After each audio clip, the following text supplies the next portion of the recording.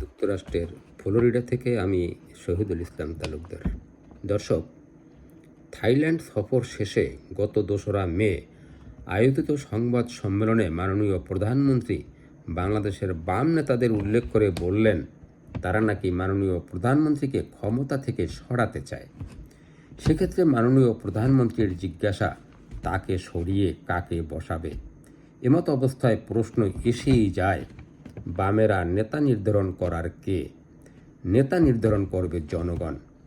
সেক্ষেত্রে নেতা কিভাবে নির্ধারিত হয় তার একটা সত্য গল্প তো বলাই যায়। 1971 সালের 25শে মার্চের কালো রাত, শুনশান নীরবতা ভেদ করে রাত 11টার দিকে শুরু হয় হত্যাযজ্ঞ। ঠা ঠা গুলির শব্দে দিকবিদিক হারিয়ে মানুষের কিংকর্তব্য বিমূঢ় অবস্থা।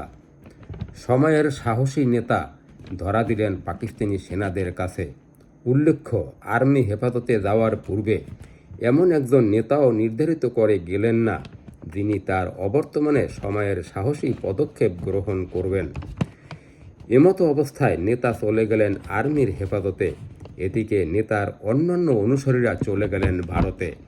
দর্শক, একথা বলার অপেক্ষা রাখে না, ওই সময়টা পূর্ব পাকিস্তান শতভাগ নেতৃত্ব শূন্য অবস্থায় ছিল। কিন্তু আশ্চর্যের বিষয় হলো, বিধাতা জাতিকে বেশিক্ষণ নেতৃত্ব শূন্য অবস্থায় রাখলেন না। কোথাকার মেজর জিয়া? আমজনতার কি বা তাকে চেনত? অথচ সৃষ্টিকর্তা তাকেই রাজটিকা পরালেন। অতঃপর তার দ্বারা বাংলাদেশের স্বাধীনতার ঘোষণাপত্র পাঠের মধ্য দিয়ে মুহূর্তের মধ্যে টেকনাফ থেকে তেঁতুলিয়া সকলের কাছে পরিচয় করিয়ে দিলেন। হয়ে উঠলেন প্রাণের প্রিয় মেজর জিয়া। দর্শক, আজ এ পর্যন্তই। ভালো থাকবেন। আসসালামু আলাইকুম।